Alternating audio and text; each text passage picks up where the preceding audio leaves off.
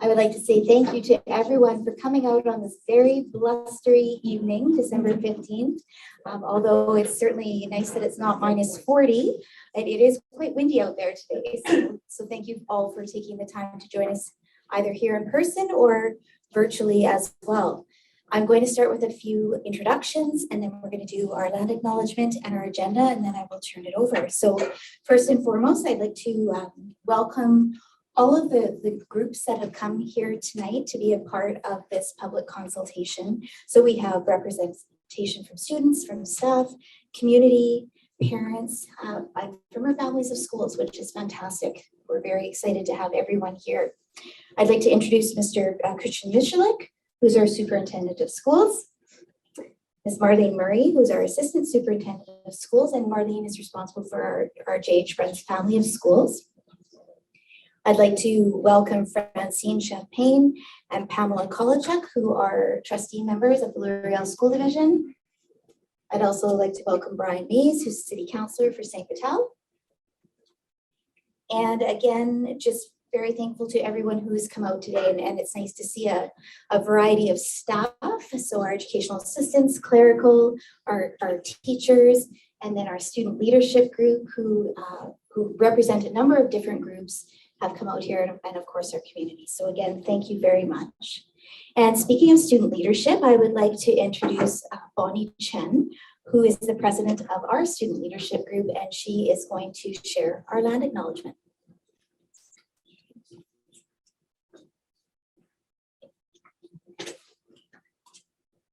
The L'Oreal School Division brings together a community of schools on the traditional land of the Anishinaabe, Innuak, and Dakota.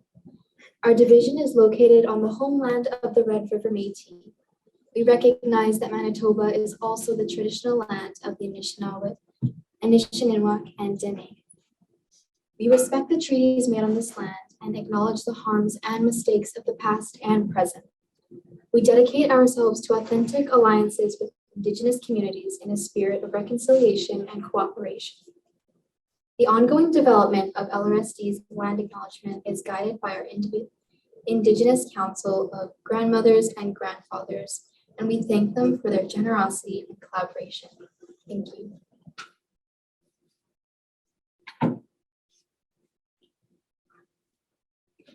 Okay, so just so we know where we're going to be going this evening, I'd like to share the agenda with you. So first, we're going to talk about the why we are all here, both virtually and in person, what the timelines for this project are going to look like, a presentation of the concept and Class D design and estimate, and finally, we'll talk about an opportunity there will be to provide some feedback. So now I'd like to hand things over to Marlene Murray, who is going to guide us through our evening together. Marlene. Thank you so much, Megan. I welcome everyone who's here in person for conversation this evening. And I also acknowledge all of our community members, staff who are online participating in the virtual format. So again, for people who've been on the journey, some of this information I'm about to share will be a refresher. And for people who are maybe joining in newly just at this juncture, I think it really is important to go back to some of our beginning planning points. So I'm going to share that in 2021-2022 school year, the L'Oreal School Division Board of Trustees approved that J.H. Bruns Collegiate will be redesignated as the catchment area high school for English program students residing in Sage Creek. And this change will be implemented effective September 3rd, 2024 for English program students residing in Sage Creek entering grade 9. So to prepare for this additional number of students, L'Oreal School Division is taking steps to request an addition and renovations to J.H. Bruns Collegiate. And the division's been working with number 10 architectural group and collaborating with community on design concept for the project. So the concept design will support the requests that we've made to Manitoba government and support the ongoing collaboration with our government partners on the capital project. So that's setting the stage for how it is. We are here to talk about forecasted and realized milestones. So it's been very busy. So you see, going back to June 2022, we submitted a capital request to the province, and we had a chance to work very busily over the summer with our architect partners to come together in a community conversation, just like we're doing tonight, for the block planning, high-level design review and consultation. And so past that meeting, we spent a lot of time in October and November with continued consultation with government partners, both municipally and provincially. And we've had lots of opportunity for community input, both at the school community level and at the parent community level. And that brings us here tonight, which I think is a moment to pause and have celebration in terms of community input. So really, it has been a tremendous effort and level of involvement of many, many people to bring us to a finalized Class D concept design and cost estimate, which is going to be unveiled to community here this evening on the heels of being submitted to the province. So we anticipate an announcement regarding the project as early as 2023. Based on timelines, the project could be completed as early as September 2024. And a part of this very integral step is a formal traffic study will be initiated once the project is approved by the province for design. And so that has been a topic of ongoing conversation every time we come together to hear from community. And certainly our partners in government, both municipally and provincially, have been along for the journey of listening to perspectives from community and school. So it is so exciting to be bringing the presentation of the concept and Class D design estimate. And so acknowledgement to number 10 and to HTFC for all of their fantastic input and partnership in all that has gone into this. And so in order to get here today, like I was just saying, a tremendous collective effort with multiple opportunities for feedback. And so some that I want to acknowledge and highlight, school administration, senior leadership team, and architects, July, August, September, October, in this building, looking at every single inch of it and thinking in terms of possibility, dreaming forward, because we know that these opportunities don't come in front of us every year, every 10 years, sometimes multiple decades. So we are leaving no stone unturned in terms of seizing this important opportunity for this community. So as I had mentioned, October 20th, we had 3 conceptual options for consideration. I want to just remember and celebrate a really fantastic evening. One of the highlights in my connection to this school community, J.H. Bruns students, the student leadership team, hosted an open house on November the 16th for all of the partner elementary communities, parents and children to come through. And we were having the opportunity to really listen to some stunning presentations of music from different student musicians, but to have a chance to view the building in a way from the lived experience of a young person learning. And I was so excited to see our newest, youngest potential J.H. Bruns collegiate students thinking excitedly about their upcoming transition. So I had the opportunity to visit each of the elementary partner schools at the parent association meetings through the fall to talk more deeply about our planning process here, but also to engage parents with children that will be the future of J.H. Bruns Collegiate. And I am so excited that people took me up on that invitation and Megan's invitation to be a part of that in November. So the other thing, in addition to the three options being presented to teachers at staff meetings, we had additional drill down meetings with specialist groups to go really deep in terms of thinking for the future teachers and students of J.H. Bruns Collegiate. And one group I want to acknowledge, because I had the chance to be in that meeting, are our teachers in our individualized programming classrooms at J.H. Bruns. The care and thought and consideration that they took into thinking about the whole design in terms of accessibility and in terms of making it the most incredible learning journey for kids that have the daily challenges of mobility, communication, and so their thinking is with the architects in terms of considerations that were made. And so I'm not going to forget our ongoing in-depth collaborations with government partners along this whole journey. We have a team in our facilities department, a director of facilities, who's in regular contact with civil servants about the journey, the planning, and the signposts that need to be in place to get to where we are today. We had a meeting just prior to what we're going to present tonight with the architects to bring all of that feedback.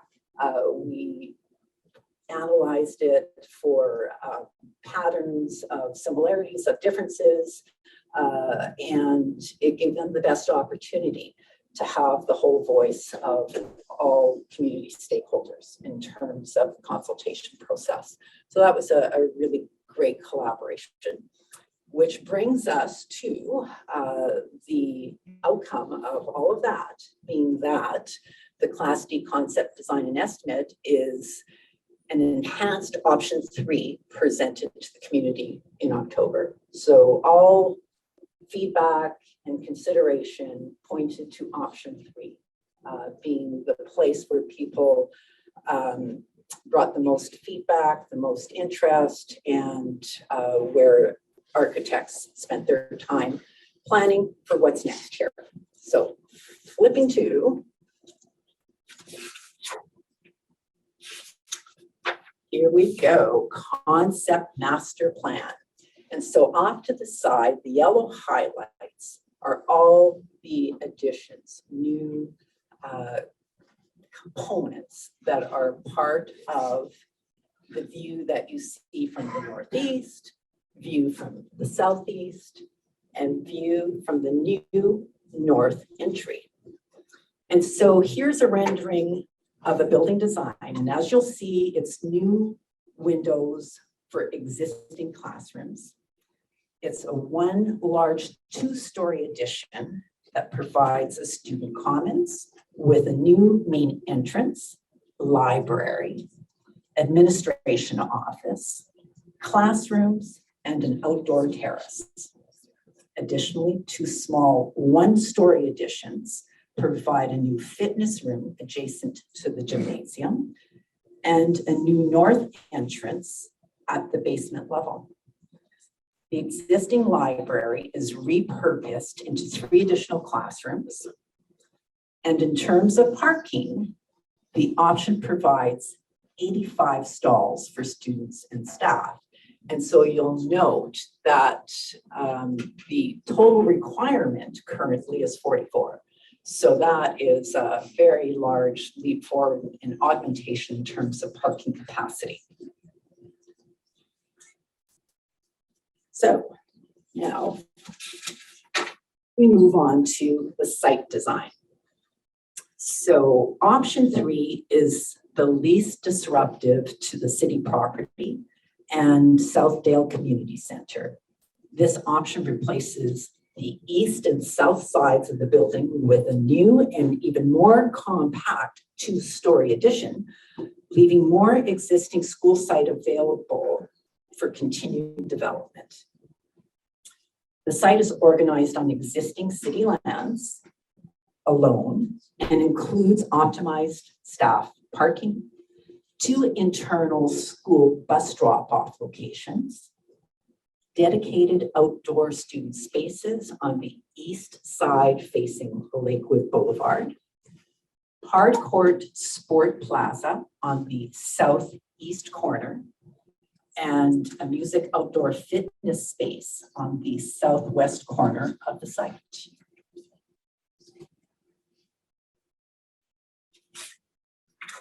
Now, the pictures you're seeing here are examples of what the architects have developed and designed in previous projects. So just to give you a sense of their aesthetic and what it could look like.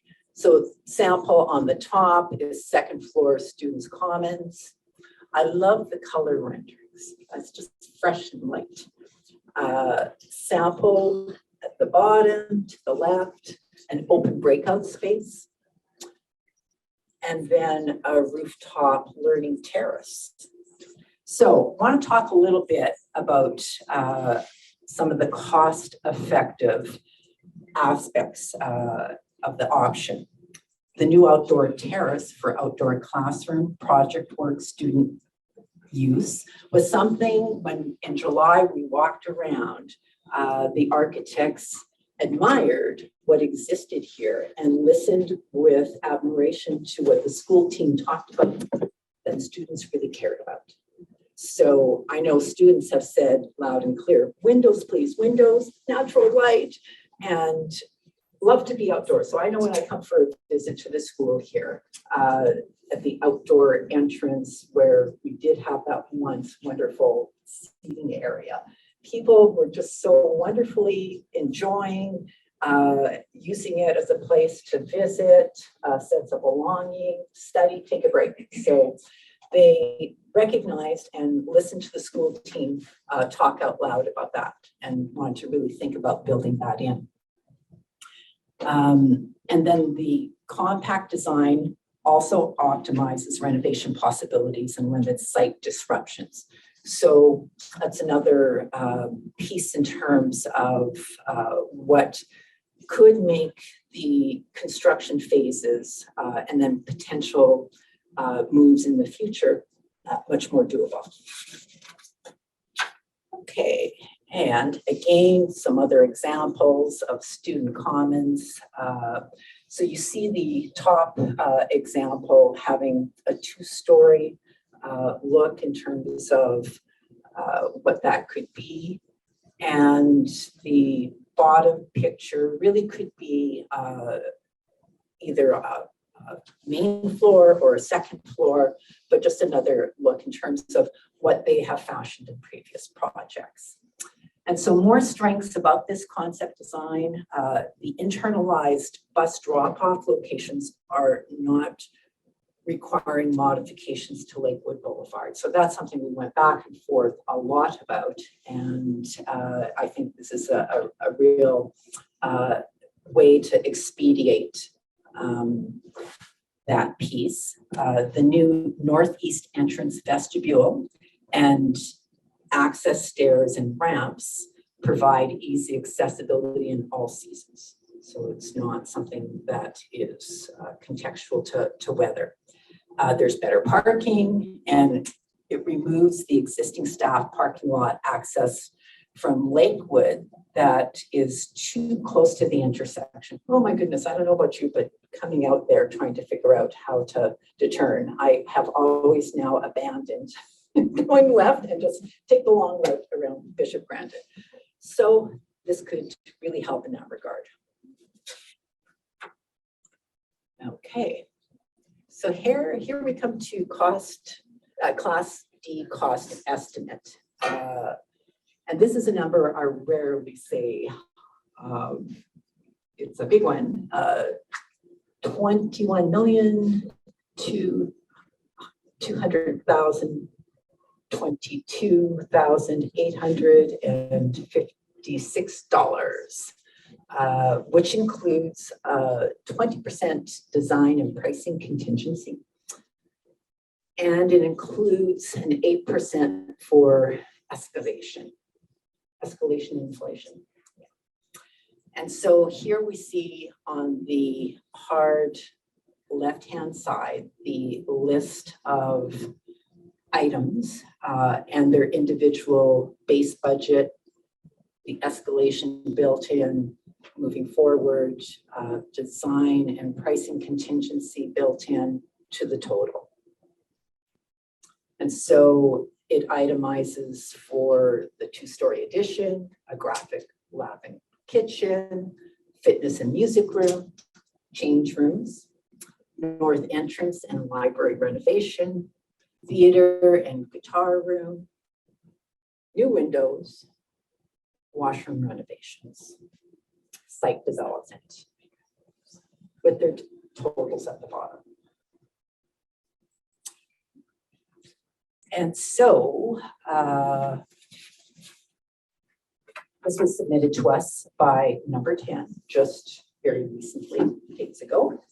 And so for you to know, we will be posting this entire presentation on the website tomorrow. And here is another opportunity to scan a QR code to provide your feedback on the process moving forward. And really what we want to know from everyone in person and online is how can we support, what do we need moving forward?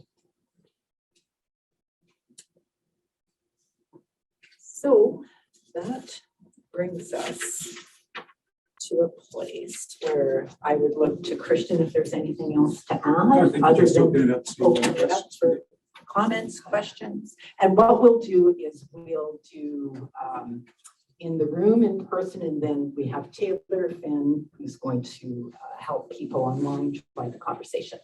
Okay, hey Alex. Hi. Do you want the mic? So that... No, I don't need the mic. Okay, good. 22 million is a lot of money. What if they say no? Well, I think we're pretty if they- confident we're in a forward-moving process. Yes, we are. If they were to say no, they being, if the conversation we've been having with our colleagues in at the province, and these are colleagues in the civil service, were suddenly to change direction. The question back would be, well, if you're telling me no, you're going to have to offer me other options, because we have to have solutions to the growth we're seeing in St. Patel and St. Boniface.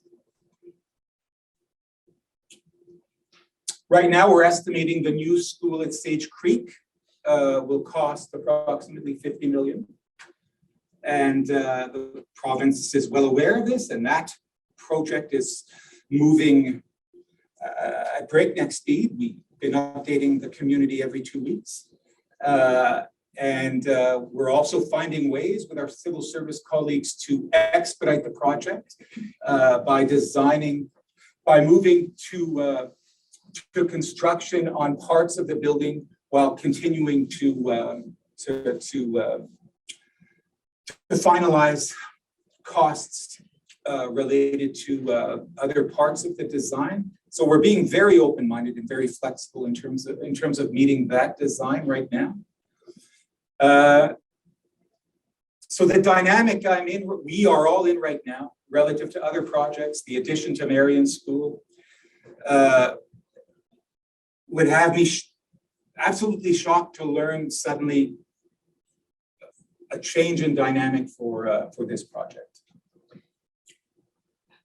If I might be so bold as to add some other feedback that we've received from architect partners that we've worked with who are involved in many, many projects across sectors, they've indicated to us that we've been very, very proactive, and our planning process is really, I guess, from their perspective, really built for success. So it's a complimentary bit of feedback that come from esteemed professional partners who have much, much experience.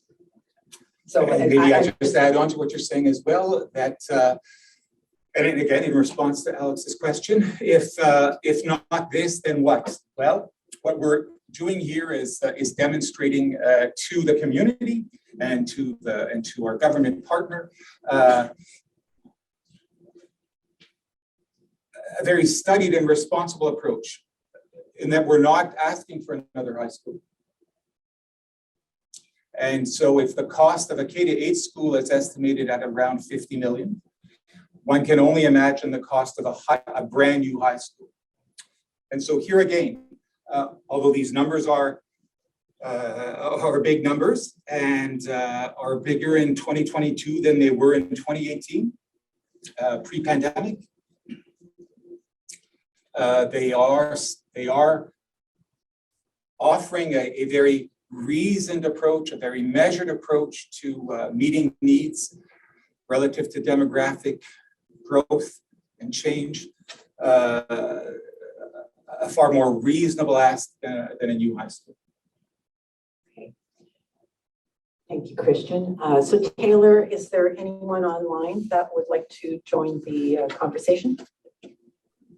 I don't have any comments in the chat just yet, but I can let you know. I've let everyone know that if they do have a question, then to pop it in the chat and I will relay it.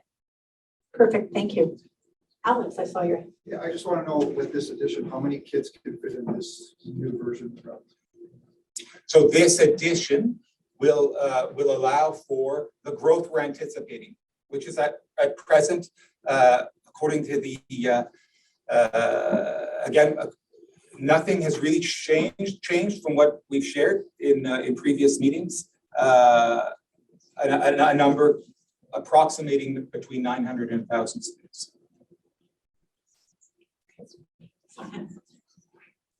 Yes. Oh, Mia. Hi. I was wondering about more accessible gender neutral washrooms. We only have 2 at the moment, and they're not very accessible because you have to go all the way to the gym or all the way upstairs, and it's Good, very good question. Thanks for asking that. And that has come up in our conversations. Your school leadership has brought that forward a number of times on behalf of students at JH Bruns, queries that have come up. And so while this is very early game in terms of design, those levels of details will be built in. And we really do care very, very much about that. So I assure you that that bit of student voice in question has hit our table and will be part of our planning process. And we'll be coming back to student leadership again and again for every attempt to get this right for you folks. Okay. Thanks for asking that. Checking with you, Taylor. Sure, I have a couple here. So one is similar to the question that was asked, but is there going to be an accessible washroom on the lower floor, as in wheelchair accessible? So I think that one was covered, but just wanted to say that out loud. So that question is on the record as well. Another individual asked, if approved, when is construction estimated to begin?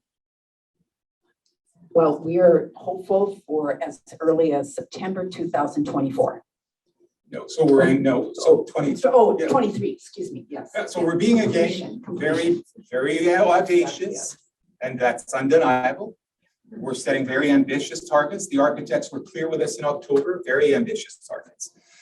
In order to start building in September, we would have to see an announcement early in 2023 that would allow us to move to design, a design that leads to a Class CBA estimate and work being and a project being bidded on by contractors.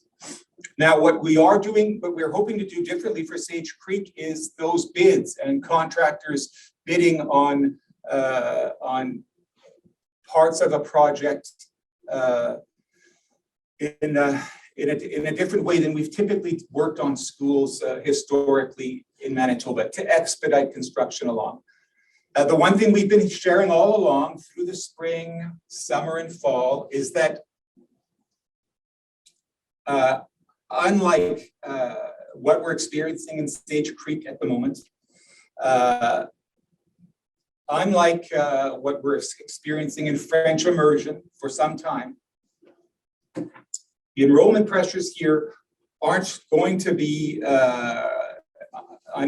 aren't going to look any different than they do now in September 2024. And we do have some time, but by insisting still at this stage that we're being audacious, bold, and ambitious in terms of a target date, that keeps us all with the eye on the prize, ourselves in LRSD, our government partners, our architect partners, so that we not lose momentum and get construction started as soon as we can. So if not September 2023, December 2023, if not December 2023, February 2024.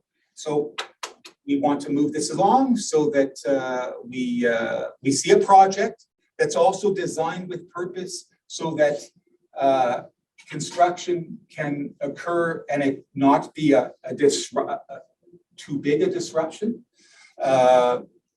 to the school community, and we can start digging and start building as soon as we have the green light. Yes.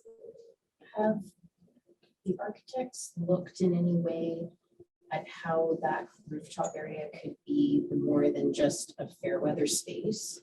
Space has been a very large consideration for our student population when they're not physically in class. While having the rooftop space would be very beautiful and lovely to have when days are great, there's a large portion of the school year where there's snow.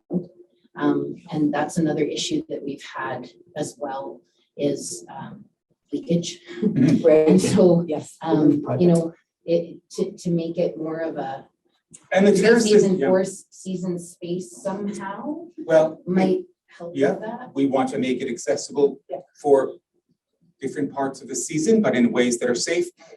But what the terrace design is really also about is the ability to quickly add on to the building if projections change and we need additional space and additional space quickly. The Sage Creek, the school in Sage Creek was designed in this way. The terraces never showed up because we all agreed the school had to be built to capacity when it opened its doors in 2017. This Sage Creek that we're building for Sage Creek and Bonavista, likely again, terrace designs, wings to the school that allow for quick additions, cost-effective additions to the school as the population continues to grow in unanticipated ways. Brian. What is two things? What is current enrollment, and is there any, not to put you on the spot, but there's talk of a new school at Bruns and the huge at Belleville. I mean, you've got various capital. No, I don't have that. Yes. Taylor, can you move to the last, can you move to that slide for, yeah. Rank ordering, not to put you on the spot. I mean, you get what you know, putting forward things to the province. It's great. But So you're asking me about priorities, but you first asked me about enrollment. I get Okay, so this is the present enrollment is 782. And this is the projected enrollment. And I know people are saying, well, how could it be that we go down before we go up? Well, again, it's we're taking into account that students in grade 8 right now coming in as a grade 9 cohort. When I look at the numbers presently across our schools at Shamrock, at Niagara Place, at Island Lakes, and I take into account additional growth that we're seeing from the historical patterns, this is the number. It goes down before it starts going up again. Now, You asked about the priorities. Right. Not to put you on the spot at all, it's just, I have. Well, so our biggest priority is looked after now. Sage Creek and Bonavista, grade 8, kindergarten to grade 8. It's moving to an announcement soon to having a contractor chosen to build a school.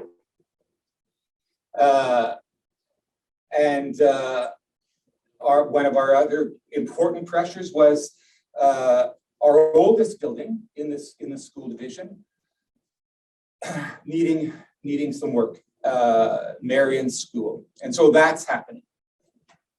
And in addition to that school, because of Archwood School,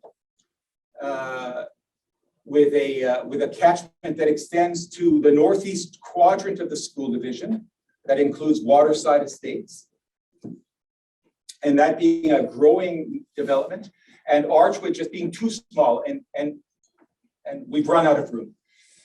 So thankfully, we have an addition now going on to Marion School. But that's done, that's checked, that's done. And so our next priority is this, because we have time for École Varenne.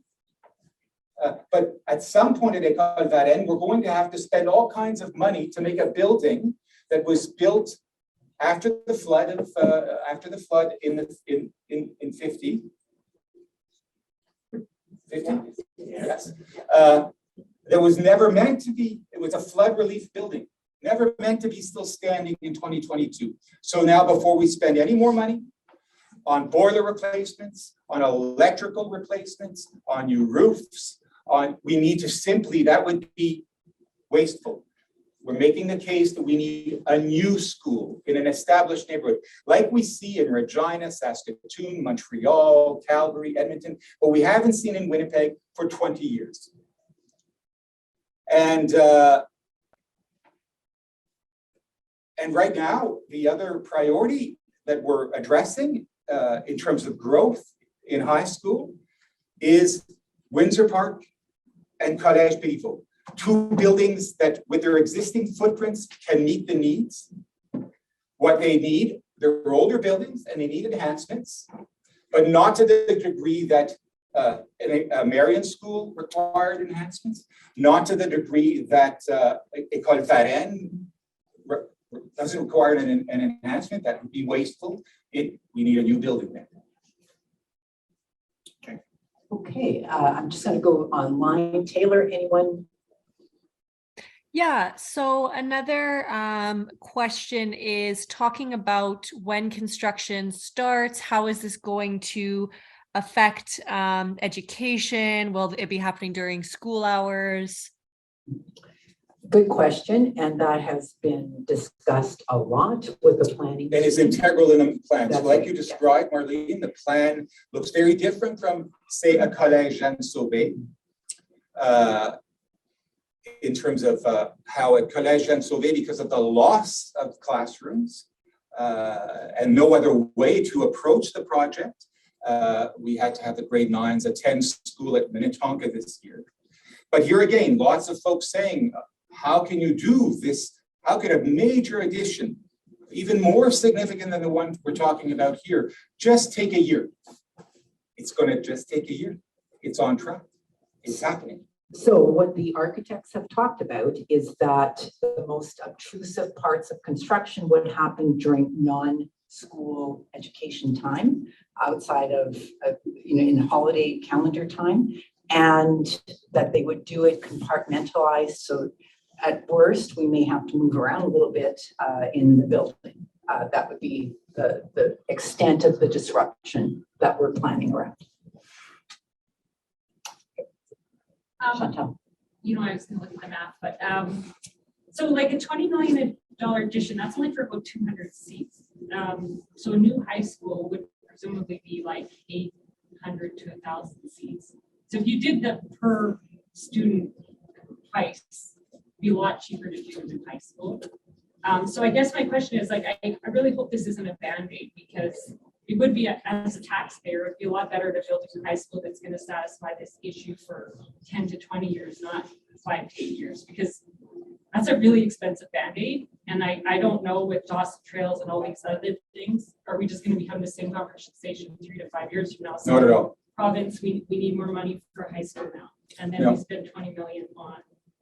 So that's just a comment. I Yeah. don't know if digest that, but I have also, Well, no, but I've got to be clarified. It's not just an addition, a few classrooms, right? It's a major renovation. And all kinds of new spaces and ways of entering into the school, making the school more accessible, making all of the existing spaces in the school more comfortable and modernized.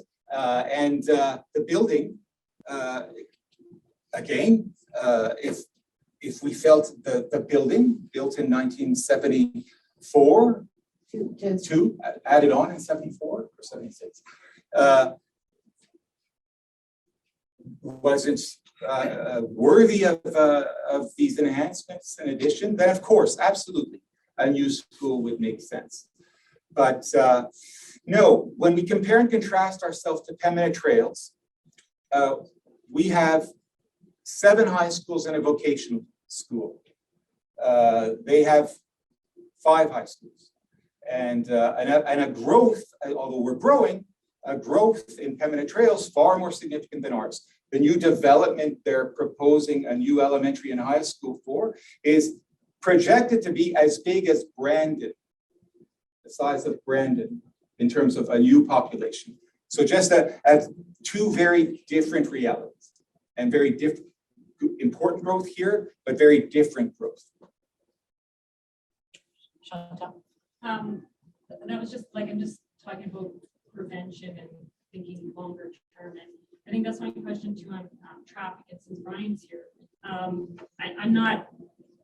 I wish the traffic study was done before the catchment changes had been made, because there's, to me, the point it's being done in the project is when it's too late. I don't know what we think is going to happen if the traffic study shows that it's, I don't know what we're going to do to solve the problem. It's not just the traffic in and around the school, it's the traffic that's being walked up Bishop and probably almost to Lage, and if we had that many from Sage Creek. So I don't know, Brian has any comments on what the city's going to do or what they're willing to do to address the traffic problems that may be caused by this. Well, not to put you on the spot, but if we're not going to be a taste. 45 minutes in, I was thinking, it's gonna get out. It's a bit awkward in that this school is not in my ward, but Oh, yeah. the boundary is, I have, well, what I've, on Vista, I have Sage, but I don't have Soto, I have Lakes, Council Outlaw does, so it's a bit,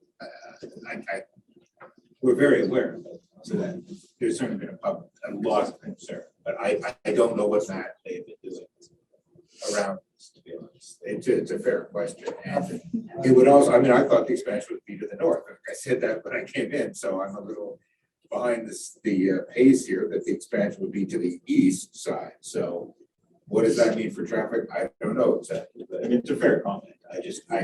You need Councilor to start having this.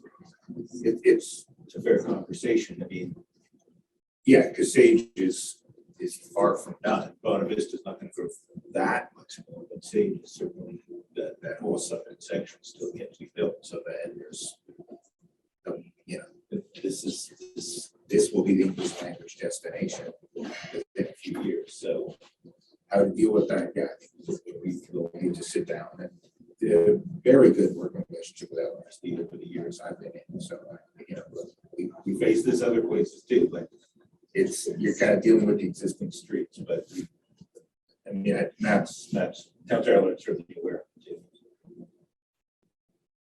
Okay. Taylor, anyone online? Yeah, I have a few more. Somebody asking pardon me, will there be an extra food labs or textiles labs with the extra students and having junior high taking up half of the day each day?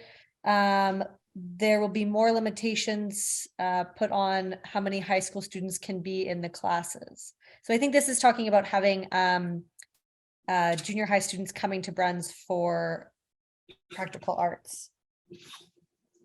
Hi. Do you want me to take this one, Martin? If you've got an answer. Yeah, I do. Okay. So we, right now, are, we have a multi-year plan to move the practical arts in middle school closer to where young people are in school, and creating more practical arts spaces in those middle schools. So as this project moves along, as we see a new school in Sage Creek open its doors, that new school will create more practical arts capacity in a school, will shift populations in a school like Shamrock, creating more space. And allowing us to do at Shamrock what we're doing in other middle schools, and eventually at Island Lakes, create middle school spaces in middle schools for students to take their practical arts, and to have the spaces in high schools dedicated to high school students. Thank you very much. Great question. Yes. A couple of things. I was just thinking about the problem with the traffic. I'm wondering, it would be great to have increased busing just from an environmental point of view, to look at some kind of solution for students if we could run more of the buses and eliminate more of the cars kind of thing, but or maybe even staggered starts so that you're not all having everyone arrive at 8:30, including teachers and all of our 11s and 12s who were all driving and parents dropping kids off. And that was just thoughts that were coming to my head at that point. But my question is about the environmental part of things. We've at this school, we've had an environmental group here. We have a garden out the front, and there's certain things that I'm wondering about in terms of not just from an aesthetic point of view, but our garden, when it's been planted over the summer, we've had senior citizens who come by and they help with the gardening and that sort of thing. But we don't have a water source.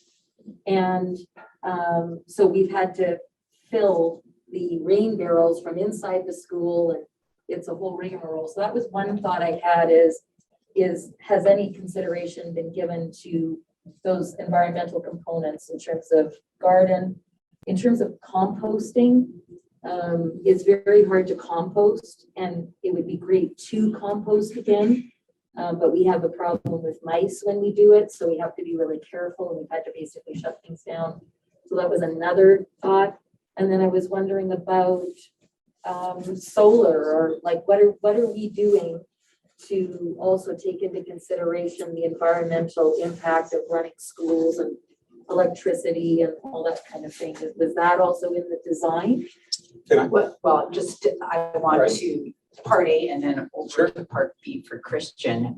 When we were working with the architects over the summer, one of our architect partners, Monica Giesbert, is a landscape architect.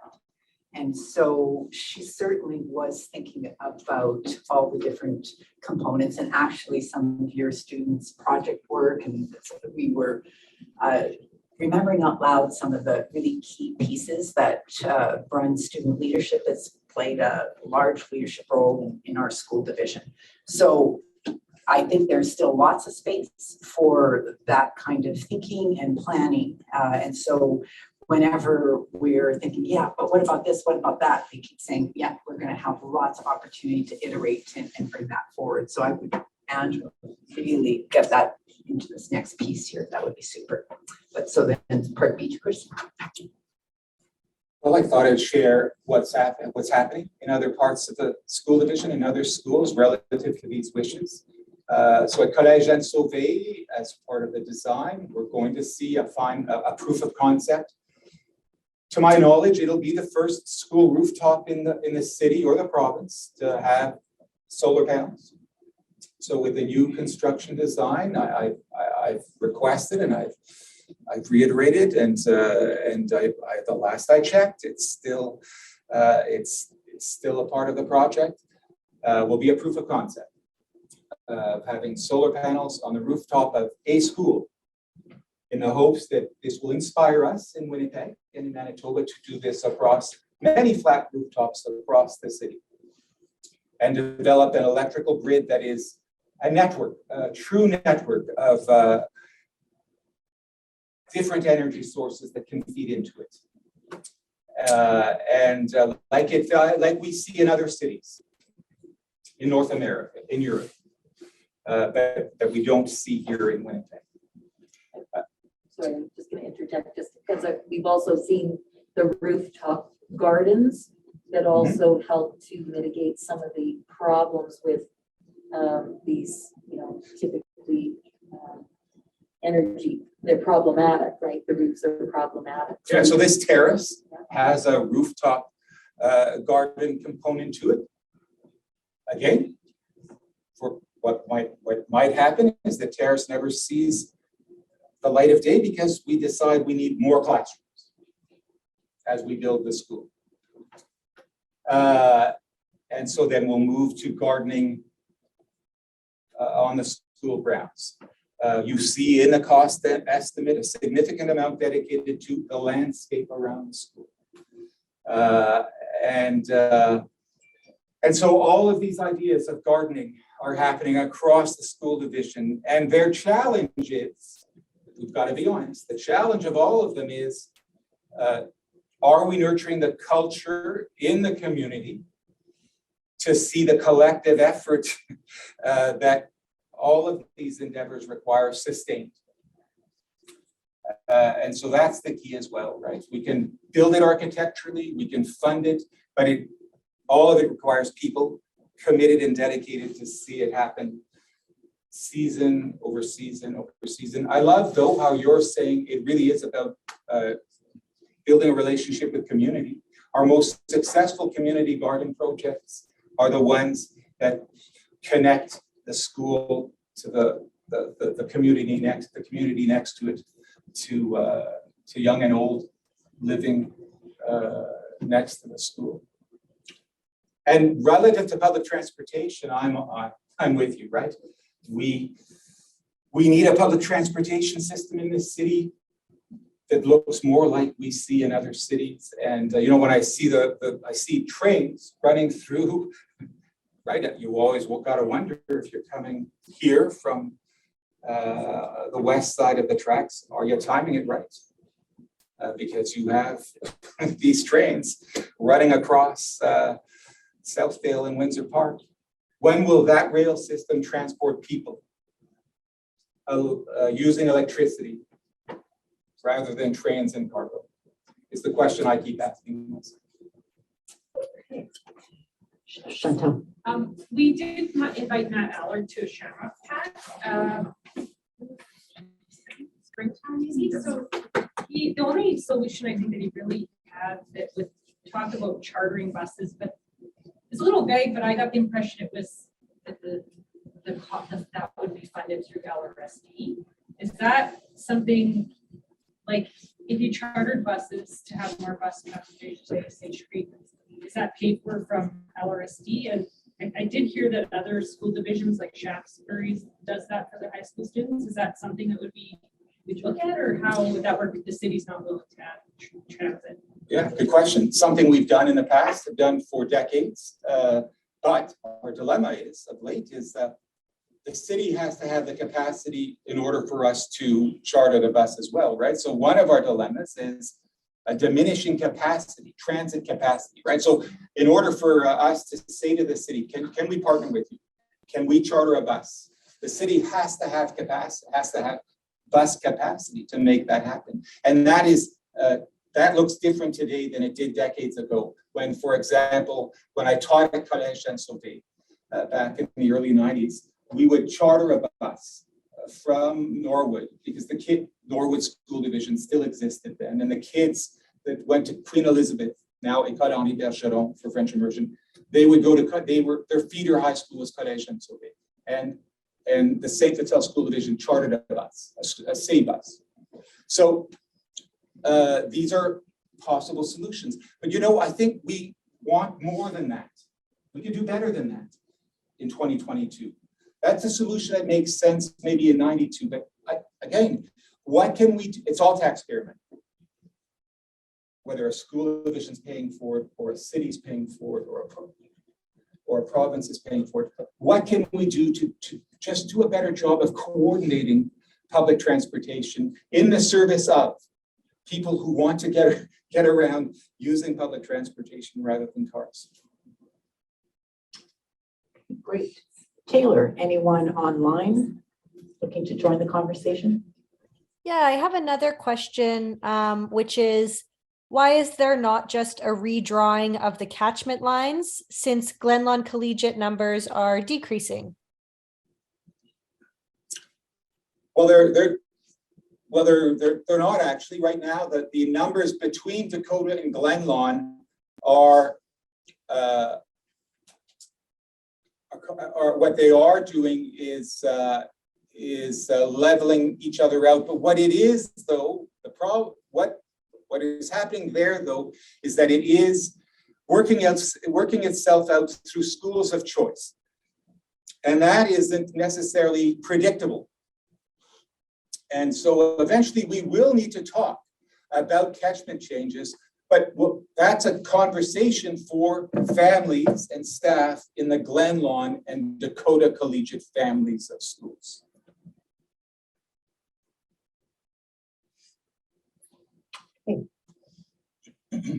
Checking out our room in person. Seeing any hands up. Back to you, Taylor, online. Another question was about soundproofing to ensure students can take place, student learning can take place in all of the areas effectively. Just a comment on the fact that the shared spaces surround the gym, which could be louder. So some comment on soundproofing. Yeah, I really appreciate that coming forward. And that certainly has been a detailed conversation with the architects. So as we were having conversations with teachers, particularly specialists, that has come up. And we have that very specific teacher feedback in terms of design. Yeah, and so again, so that people know that, so we have proof of concept of this. And so, and I was in a school 2 weeks ago to confirm this for myself, along with a team of architects and staff, and I'm going back again with government, and that's Sage Creek. It got Sage Creek School. So we have a school there where the band room is on a stage next to the gym. And we have a wall, but that separates the two. And it's a wall that can move so that this band space can be a stage. And I'm always amazed when I'm in the school to see how it works. How on one side of the gym, you can have all of these kids in phys ed, and on the other side of that wall that disappears when there's a concert is a band. And we wouldn't know what's going on either side of the wall. So again, we know there are new technologies and materials, and those new technologies and materials will be deployed in these new designs. Very good. Taylor, back to you for quiet in the in-person room for the moment. There are a couple more granular questions in the chat about like what type of heating system, questions along those lines. I think that those would answers to those would come later. Well, again, this new addition will take into account the existing systems and integrate with them. What we know is that significant work to this school's foundation was in the works and has been temporarily delayed because our conversations with government have them with civil servants now that I meet with regularly, have them integrating this plan to address growth in LRSD that's happening no matter the plan we might choose. So we have to have a plan. Okay. So I think we're getting down to final thoughts. Anyone have any additional thoughts to share? Well, with that, thank you so much, everyone online and everyone who is with us in person here today. We will be bringing announcements, updates, and keeping everyone well informed as we move along our journey. And I'm going to end with just a huge degree of gratitude for your partnership and input to this point. I'm going to say everyone in J.H. Bruns family of schools showed up and participated for the here and our collective future for our young people. And it's very heartwarming. I've enjoyed every single conversation and moment. So a sincere thank you from your senior leadership team, school leadership team, and wish you all the very best for a good break for the days that come as a bit of rest and respite and family celebration. So be well, and we'll see you in the new year with lots of good stuff. Thank you so much.